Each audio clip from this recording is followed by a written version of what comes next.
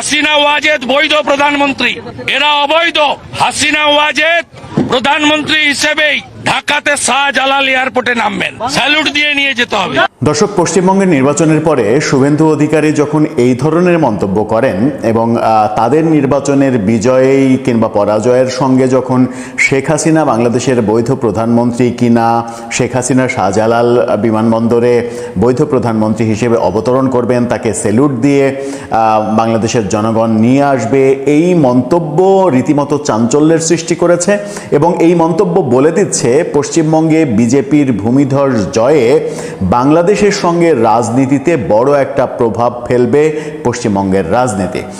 এতদিন নানা কারণে মমতা ব্যানার্জি আলোচনায় ছিলেন, মমতার জন্য অনেক কিছু বাংলাদেশ পায়নি এরকম আলোচনা যেমন হয়েছে, তেমনি বিজেপি পশ্চিমবঙ্গে তাদের আধিপত্য বিস্তার করতে পারেনি বলে বাংলাদেশে প্রফেসর ইউনূস সরকারের আমলে ভারত বিরোধী যে রাজনীতিগুলো হয়েছে, এক ধরনের যুদ্ধংদেহী অবস্থা তৈরি করা হয়েছে, সেরকম প্রেক্ষাপটে বিজেপি খুব একটা পশ্চিমবঙ্গ থেকে কিছু করতে পারেনি। কিন্তু শুভেন্দু অধিকারীদের সবসময়ই সোচ্চার দেখেছি আমরা।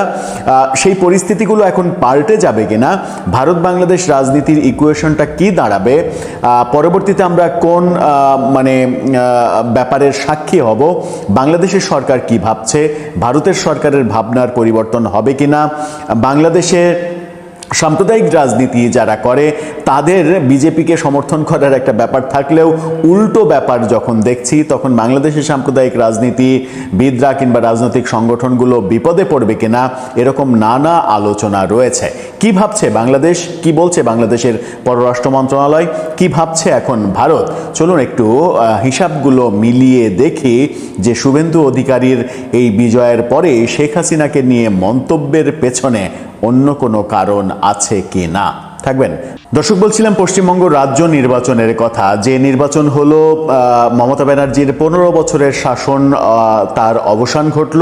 বিজেপি ভারতের স্বাধীনতার পরে প্রথমবারের মতো কলকাতা দখল করলো। এই কলকাতা দখল করার ঘটনায় বর্তমান প্রধানমন্ত্রী নরেন্দ্র মোদী তিনি যার পর নাই খুবই উচ্ছ্বসিত। তিনি বলেছেন যে কলকাতায় পদ্ম ফুটেছে। তিনি এক্স হ্যান্ডেলে একটা পোস্ট দিয়েছেন, তার পোস্টটা আপনারা দেখে নিতে পারেন। সেই পোস্টে তিনি বলছেন, শুরুই করেছেন এভাবে, the lotus blooms in West Bengal, এরকমভাবে শুরু করে তিনি যে বার্তা দিয়েছেন সেই বার্তায় বোঝাই যাচ্ছে যে তিনি যার পর নাই খুশি হয়েছেন। এই নির্বাচনে ফলাফলে আমরা দেখছি 2021 সালের নির্বাচনে তৃণমূল কংগ্রেস পেয়েছিল 215 আসন, সেখানে বিজেপি পেয়েছিল মাত্র 77 আসন, অর্থাৎ ঠিক এর আগের নির্বাচনে। এবার নির্বাচনের ফলাফলটা জাস্ট উল্টে গেল। নির্বাচনের ফলাফল শীটটা যদি আপনারা একটু দেখেন তাহলে আমরা দেখছি যে তৃণমূল কংগ্রেস পেয়েছে মাত্র 82টি আসন আর বিজেপি পেয়েছে 205টা আসন, অর্থাৎ 2021-এর নির্বাচন একেবারে রিভার্স হয়েছে। 2021-এর নির্বাচনে বিজেপি পেয়েছিল 77 আসন, এবার তৃণমূল কংগ্রেস পেল 82 আসন। এর আগে তৃণমূল কংগ্রেস পেয়েছিল আগের নির্বাচনে 215 আসন, বিজেপি এবার পেল 205 আসন। তার মানে এই যে ভূমিধস বিজয়, অর্থাৎ পশ্চিমবঙ্গ যে একসময় বামপন্থী রাজনীতির দ্বারা প্রভাবিত ছিল, সেই রাজনীতি থেকে পরিবর্তিত হতে হতে, মানুষের পরিবর্তন হতে হতে এখন ধর্মাশ্রয়ী দল বিজেপি তাদের কিন্তু আধিপত্য তৈরি হলো, যেটা ভারতের স্বাধীনতার পরে প্রথমবারের মতো এই ঘটনা ঘটল। ভারতের স্বাধীনতার পরে প্রথমবারের মতো যখন এই ঘটনা ঘটল, তখন মমতা ব্যানার্জি কি আগে থেকেই এটা টের পেয়েছিলেন? সেই প্রশ্নটা আসবে, কেননা তার কিছু অডিও এবং তার একটা অন্তত গান সামাজিক যোগাযোগ মাধ্যমে ভাইরাল হয়েছে। সেই গানটা আপনারা দেখে আসলেই বুঝতে পারবেন যে তিনি আগে থেকেই নিজেই নিজেকে বার্তা দিয়েছিলেন কিনা যে এবার তিনি বিদায় নিতে চলেছেন। শুনে আসুন।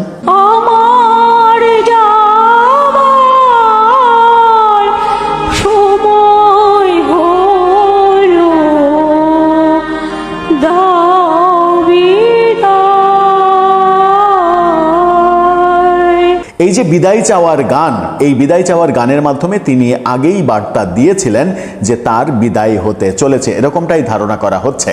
এখন আসা যাক বাংলাদেশের সঙ্গে রাজনীতিটা কোন দিকে যাবে। শুভেন্দু অধিকারী যে মন্তব্য করলেন, মানে তাদের বিজয়ের পরে তিনি শেখ হাসিনাকে নিয়ে মন্তব্য করলেন, শেখ হাসিনাকে বাংলাদেশের বৈধ প্রধানমন্ত্রী বললেন, শাহজালাল বিমানবন্দরে তিনি অবতরণ করবেন প্রধানমন্ত্রী হিসেবে এই কথা বললেন। এর বাস্তবতা আদৌ কি আছে? উত্তর হচ্ছে এর বাস্তবতা আদৌ নেই। হ্যাঁ, একটা ব্যাপার হতে পারে, সেটা হচ্ছে যে ভারত যদি মনে করে যে বাংলাদেশের ওপরে চাপ প্রয়োগ করা এবং সেই চাপে যুক্তরাষ্ট্রকে সহ নিয়ে একটা চাপ প্রয়োগ করার চেষ্টা যদি করে তাহলে হয়তো সফলতা আসতে পারে, যেটা হচ্ছে যে আওয়ামী লীগকে রাজনীতি করতে দেয়া। আওয়ামী লীগের রাজনীতিতে ফেরাটা হয়তো একটু দ্রুততার সঙ্গে হতে পারে পশ্চিমবঙ্গের এই সরকার বদলের ক্ষেত্রে। তাছাড়া অন্য কোনো ঘটনা ঘটার সম্ভাবনা খুবই কম। কিন্তু একটা ব্যাপার খুবই লক্ষণীয়, সেটা হচ্ছে যে ভারতের এই বিজেপি হিন্দুত্ববাদী সংগঠন এবং সাম্প্রদায়িক রাজনীতি যারা মূলত করে, তাদের যখন পশ্চিমবঙ্গে বিজয় হলো তখন বাংলাদেশের সাম্প্রদায়িক রাজনীতি যারা করে তাদের খুশি হওয়ার কথা ছিল। কিন্তু বাংলাদেশে সাম্প্রদায়িক রাজনীতি করে কিংবা সাম্প্রদায়িক রাজনীতিকে সমর্থন করে, সাম্প্রদায়িক রাজনীতির জোট করে, সাম্প্রদায়িক রাজনীতিকে ভোট দেয়, এরকম অনেকের সামাজিক যোগাযোগ মাধ্যমে লেখালেখি দেখছি যে পশ্চিমবঙ্গে দীর্ঘদিন ধর্মনিরপেক্ষ শাসন ব্যবস্থা তার পতন হলো, পতন হয়ে সাম্প্রদায়িক শাসন ব্যবস্থা চালু হলো। ব্যাপারটা খুবই হাস্যকর। মানে আমি আমার দেশে সাম্প্রদায়িক রাজনীতি করব কিংবা সমর্থন করব কিংবা ভোট দেব, আবার পশ্চিমবঙ্গে আমি চাইব ধর্মনিরপেক্ষ রাজনীতি হোক, ওখানে ধর্মনিরপেক্ষ সরকার হোক, ওখানে সাম্প্রদায়িক শক্তি যেন না আসে। ব্যাপারটা মজার। ব্যাপারটা আজকে সারা দিনই, মানে যখন থেকে রেজাল্টের আভাস পেতে শুরু করেছে তখন থেকেই এই লেখালেখিগুলো আমরা দেখছি। এই ফলাফলের উপরে কি হতে পারে, বাংলাদেশের রাজনীতিতে কি প্রভাব পড়তে পারে? একটা বললাম যে শেখ হাসিনার মানে ফেরাটা না, শেখ হাসিনার দলের রাজনীতিতে ফেরাটা হয়তো আরো অধিকতর সহজ হতে পারে। একটা। দুইটা হচ্ছে বাংলাদেশের যারা সাম্প্রদায়িক রাজনীতি করে এবং প্রফেসর ইউনূসের আমলে যারা ভারত বিদ্বেষী রাজনীতি প্রতিষ্ঠিত করার চেষ্টা করেছে, ভারত বিদ্বেষী বহু ভূমিকা পালন করেছে, ভারতীয় দূতাবাসে পাথর মেরেছে, ভারতীয় দূতাবাসের ইট খুলে নেওয়ার ঘোষণা দিয়েছে এবং সেভেন সিস্টার্স, চিকেন নেক এগুলো নিয়ে স্বয়ং প্রধান উপদেষ্টা থেকে শুরু করে তার সাঙ্গপাঙ্গরা যে সকল কথাবার্তা বলেছেন, তাদের জন্য একটি খারাপ খবর হতে পারে পশ্চিমবঙ্গের বিজেপির সরকার গঠন। খারাপ খবর এই কারণেই হতে পারে যে পশ্চিমবঙ্গ তো মানে বাংলাদেশের অধিকাংশ যে বর্ডার, সেই বর্ডার তো পশ্চিমবঙ্গের, তো সেটা বাংলাদেশের রাজনীতিতে প্রভাব বিস্তার করার যথেষ্ট সম্ভাবনা রয়েছে। আবার কেন্দ্রীয় সরকার এবং রাজ্য সরকার যখন একই, এতদিন মমতার সঙ্গে কেন্দ্রীয় সরকার পেরে উঠছিল না, সেই ক্ষেত্রেও একটা তাদের ভূমিকা বাংলাদেশের রাজনীতিকে প্রভাবিত করতে পারে। এটা গেল বাংলাদেশের রাজনৈতিক মানে সাম্প্রদায়িক রাজনীতি যারা করে তাদের প্রেক্ষাপট, তাদের ব্যাপারটা তাদের জন্য নেগেটিভ হতে পারে। আবার পজিটিভ ব্যাপার যেটা হতে পারে সেটা হচ্ছে যে মমতা ব্যানার্জির কারণে আমরা এতদিন, আওয়ামী লীগ সরকারও অনেক চেষ্টা করে তিস্তার পানি বন্টন চুক্তি সেটা বাস্তবায়ন করা সম্ভব হয়নি, তিস্তার পানির হিস্সা আমরা ঠিকভাবে বুঝে পাইনি। এবার যখন নরেন্দ্র মোদীর দল কলকাতা মানে পশ্চিমবঙ্গ শাসন করছে, তখন কেন্দ্রীয় সরকারের এর আগের যে সদিচ্ছা ছিল সেই সদিচ্ছা যদি থাকে এবং বিএনপি সরকার যদি আওয়ামী লীগের মতো ভারতের সঙ্গে সম্পর্কটা বন্ধুত্বপূর্ণ পর্যায়ে নিয়ে যেতে পারে, তাহলে তিস্তার পানি হিস্সাটা আমরা হয়তো আগের চাইতে বেটার সলিউশন পাওয়ার দিকে যেতে পারি। কারণ মমতা ব্যানার্জির কারণেই আমরা এটা পারিনি। আবার অনেকে যেটা মনে করেন সেটা হচ্ছে যে মমতা ব্যানার্জি তাকে দিয়ে পাকিস্তানি বিভিন্ন গোষ্ঠী কলকাতায় এমন একটা রাজনীতি প্রতিষ্ঠিত করার চেষ্টা করেছে যে রাজনীতিটা বাংলাদেশের ওপরে নেগেটিভ রাজনীতি তৈরি করে, বাংলাদেশে সাম্প্রদায়িক গোষ্ঠী যেন মানে বিভিন্নভাবে সহযোগিতা পায়, সহায়তা পায়, বা সাম্প্রদায়িক গোষ্ঠীকে উস্কানি দেওয়া যায়, এই ব্যাপারগুলো অনেকে মেলানোর চেষ্টা করেন। কিন্তু আমার ব্যক্তিগতভাবে মনে হয় না যে তৃণমূল কংগ্রেস কংগ্রেসের সঙ্গে কিংবা মমতা ব্যানার্জির সঙ্গে পাকিস্তানি কোনো গোষ্ঠীর যোগ সাজশ ছিল, যে যোগ সাজশের মাধ্যমে তারা নিজের দেশকে ক্ষতিগ্রস্ত করবে, নিজের দেশকে বিতর্কিত করবে, পার্শ্ববর্তী দেশের বিভিন্ন গোষ্ঠীর পারপাস সার্ভ করার জন্য এগুলো করবে, এতটা নীতিহীন দেশ বিরোধী ভারতীয় রাজনীতিবিদরা, এটা আমার এবং মমতা ব্যানার্জি এতটা নীতিহীন হবে, এটা আমার কাছে বিশ্বাসযোগ্য মনে হয় না। এরকম ঘটনা যারা আলোচনা করছেন তারা অতি আওয়ামী লীগ হতে পারে কিংবা অতি মানে শেখ হাসিনা পন্থী, তারা হয়তো অতিরিক্ত স্বপ্ন দেখছেন বিজেপির এই বিজয়কে কেন্দ্র করে, সেই কারণে তাদের এই প্রচারগুলো হতে পারে। আমার ব্যক্তিগতভাবে মনে হয় না যে পাকিস্তানি কোনো গোষ্ঠীর সঙ্গে মানে যোগ সাজশ করে বাংলাদেশে সাম্প্রদায়িক রাজনীতিকে পৃষ্ঠপোষকতা দিয়েছেন মমতা বন্দ্যোপাধ্যায়, এটা ঘটিয়েছেন, এটা আমার কাছে বিশ্বাস হয় না। তবে বিজেপি আসার ফলে বাংলাদেশের সাম্প্রদায়িক গোষ্ঠী যে বিপদে পড়বে, যদিও তারাও সাম্প্রদায়িক রাজনীতি করে, বাংলাদেশেও যারা সাম্প্রদায়িক রাজনীতি করে তাদের মধ্যে বন্ধুত্ব থাকার কথা, কিন্তু দৃশ্যপট একেবারেই আলাদা। বন্ধুত্বের বদলে উল্টা চিত্র আমরা হয়তো দেখতে পারি। তবে যারা অতিরিক্ত প্রত্যাশা করছেন যে শুভেন্দু অধিকারী মুখ্যমন্ত্রী হলে ওই তার ভাষ্য অনুযায়ী শেখ হাসিনা বাংলাদেশের প্রধানমন্ত্রী হিসেবে শাহজালাল বিমানবন্দরে নামবেন, তাকে স্যালুট দিয়ে সবাই বরণ করে নিয়ে আসবে, রাজনীতির মাঠে এত বড় একটা ঘটনা ঘটবে, এই কল্পনার রাজ্যে যারা আছেন তারা কল্পনার রাজ্য থেকে যতটা বাস্তবে দ্রুত আসতে পারবেন ততটাই তাদের এবং তাদের রাজনীতির জন্য মঙ্গলজনক হবে। এখন অপেক্ষার পালা, বিএনপি সরকার কতটা এই ব্যাপারে নেগোসিয়েশন করে ভারতের সঙ্গে সম্পর্ক উন্নয়ন করতে পারে, তিস্তার পানি হিস্সা নিতে পারে। এবং বিএনপি সরকারের পররাষ্ট্র প্রতিমন্ত্রী তিনি যখন বক্তব্য দিচ্ছেন, তার এই বক্তব্যটা দেখে নিন গণমাধ্যমে। তিনি বলছেন পশ্চিমবঙ্গে যেই ক্ষমতায় আসুক বাংলাদেশের সঙ্গে সম্পর্কে প্রভাব পড়বে না। পররাষ্ট্র প্রতিমন্ত্রী যখন এই কথা বলেন তখন এটা নিশ্চিত হওয়া যায় যে পশ্চিমবঙ্গের এই রাজনীতি বাংলাদেশের রাজনীতিতে ব্যাপক প্রভাব ফেলবে। সুতরাং তারা কতটা এটা মিনিমাইজ করতে পারবে, তারা কতটা সম্পর্কটা আরও ঘনিষ্ঠ করতে পারবে, সম্পর্কটা ঘনিষ্ঠ করে ভারতের সঙ্গে প্রফেসর ইউনূসের যে যুদ্ধংদেহী সম্পর্ক সেখান থেকে বন্ধুত্বপূর্ণ সম্পর্কের দিকে নিয়ে যাবে, সেটাই এখন আমাদের দেখার পালা, অপেক্ষার পালা। পশ্চিমবঙ্গের বিজেপি নেতা শুভেন্দু অধিকারী শেষ পর্যন্ত ছক্কাটা মেরেই দিলেন।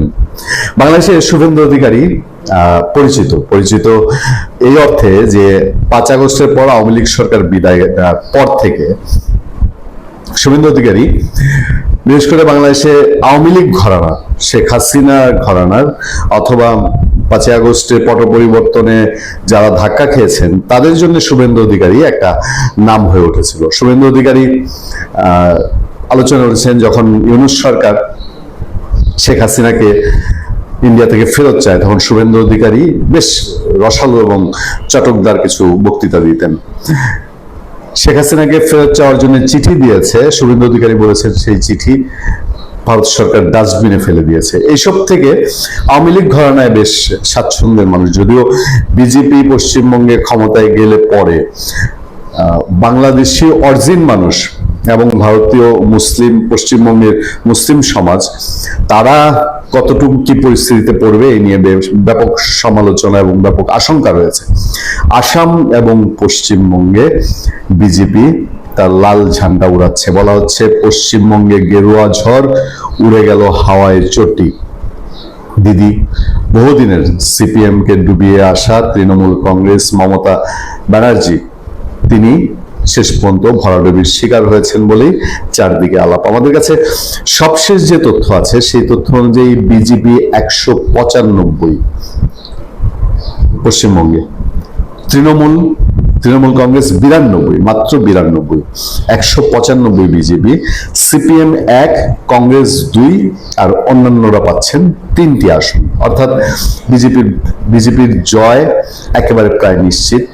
আমি বলছি যে বাংলাদেশের জন্য কি কোনো সর্বনাশ কিনা, কারণ বাংলাদেশি মুসলিম যারা কলকাতায় থাকেন তাদের জন্য এটা একটা বড় ধাক্কা হয়ে উঠতে পারে। এবং বাংলাদেশের এফেক্ট কি, আমরা এই নিয়ে ভারতীয় সাংবাদিকদের বিশ্লেষণ সামনে কিছুক্ষণের মধ্যে আপনাদের সামনে তুলে ধরবো। আমার সামনে কিছু হেডলাইন আছে, সেগুলো থেকে চুম্বক অংশ একটু আপনাদের শোনাতে চাই। বিজেপি এগিয়ে বড় ব্যবধানে, মমতা বললেন ওয়েট এন্ড সি। ভারতের পশ্চিমবঙ্গের বিধানসভা নির্বাচনের ভোট গণনা চলছে। প্রাথমিক ফলাফলে দেখা যাচ্ছে 294টি আসনের 192টিতে এগিয়ে আছে বিজেপি। অপরদিকে ক্ষমতাসীন তৃণমূল কংগ্রেস 94টি আসনে এগিয়ে আছে। এমন পরিস্থিতিতে একটি ভিডিও বার্তা দিয়েছেন তৃণমূল কংগ্রেসের নেত্রী মমতা ব্যানার্জি। তিনি ভোট গণনায় বিভিন্ন অসঙ্গতি হচ্ছে বলে দাবি করেছেন। তার মতে নির্বাচন কমিশন ইচ্ছাকৃতভাবে দেখাচ্ছে বিজেপি এগিয়ে আছে এবং এ কারণে তারা ধীর গতিতে ভোট গণনা করছে। তিনি দলের নেতাকর্মীদের শেষ পর্যন্ত থেকে অপেক্ষা করতে বলেছেন। আরেকটি নিউজ আছে যেখানে পশ্চিমবঙ্গে 167টি আসনে এগিয়ে বিজেপি, যেটি একটু আগের নিউজ। তারপর আমাদের হাতে আরেকটি সংবাদ আছে, সেই সংবাদের চুম্বক অংশ রয়েছে যে আসামেও ফুটছে মোদির পদ্ম ফুল। আসামের মুখ্যমন্ত্রী এর মধ্যে খুবই আপত্তিকর একটি বক্তব্য দিয়েছেন বিজেপির নেতা। পশ্চিমবঙ্গের পর বাংলাদেশ সীমান্তবর্তী অপর রাজ্য আসামেও বিধানসভা নির্বাচনে ভোটের ব্যবধানে এগিয়ে আছে বিজেপির পদ্মফুল প্রতীক। এনডিটিভির প্রতিবেদন অনুযায়ী নির্বাচন কমিশনের গণনা থেকে পাওয়া তথ্য অনুযায়ী বেলা 11:45 পর্যন্ত আসামে 126টি আসনের মধ্যে 96টিতে এগিয়ে আছে বিজেপি এবং এনডিএ জোটের প্রার্থীরা 26টি আসনে এগিয়ে কংগ্রেস এবং তার নেতৃত্বাধীন ইন্ডিয়া জোট এবং 2টি আসনে এগিয়ে আছে AIUDF। এর বাইরে একটি আসনে স্বতন্ত্র প্রার্থী এগিয়ে আছে। আর একটি বিশ্লেষণও আছে আমাদের সামনে, যে বিশ্লেষণে বলা হচ্ছে মমতার পরাজয় পশ্চিমবঙ্গের রাজনীতি বদলে দিতে পারে। কেমন সেই বদলে দেয়া? পশ্চিমবঙ্গ বিধানসভা নির্বাচনে ভোটের গণনায় বেশ বড় ব্যবধানে এগিয়ে রয়েছে বিজেপি। শেষ পর্যন্ত মমতা বন্দ্যোপাধ্যায়ের তৃণমূল কংগ্রেস যদি পরাজিত হয় তবে শক্তিশালী তৃণমূলের জন্য এটি হবে একটি বিরাট ধাক্কা। 71 বছর বয়সী মমতা বন্দ্যোপাধ্যায় একজন বাগ্মী রাজনীতিবিদ।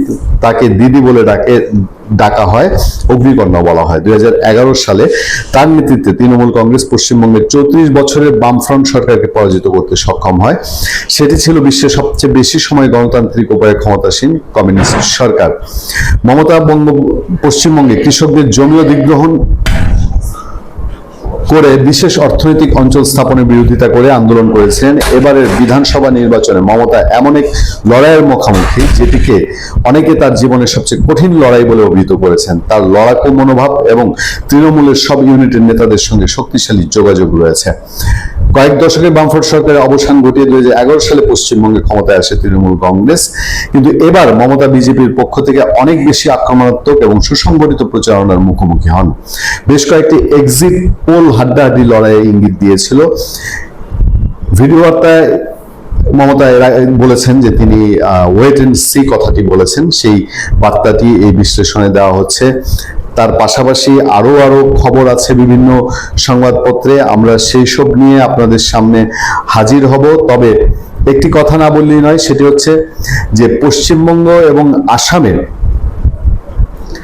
বিজেপি ক্ষমতায় আসা মানে হচ্ছে তাদের দীর্ঘদিনের যে মুসলিম ঠেকাও বা ভারতীয় নয় এমন নাগরিকদেরকে তাদের দেশ থেকে বের করে দাও, এইটা গত 2-4-5 বছর ধরে ভারতের একটি বড় রাজনৈতিক ইস্যু। এবং বহু মানুষ দীর্ঘ বছর ধরে 50 বছর 60 বছর ধরে ভারতের আসামে এবং পশ্চিমবঙ্গে বসবাস করে। সেই মানুষগুলোর জন্য একটা নতুন ঝুঁকি বিজেপি সরকার তৈরি করবে কিনা সেটাই এখন দেখার বিষয়।